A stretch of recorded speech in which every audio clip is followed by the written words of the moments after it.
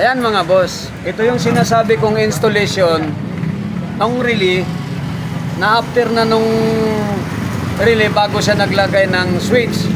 So ang nangyari kasi mga boss, pag on mo pa lang ng ignition switch, nagpa-power na agad to, kaya ang battery hindi talaga tumatagal.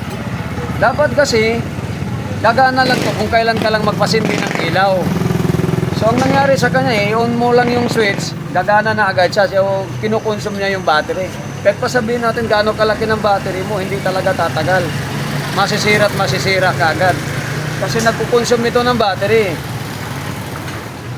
Binago natin yung connection niya, ibabago natin yung connection. Para biro mo 3 months lang yung battery niya, sira na. Ang laki-laki ng battery niya, oh.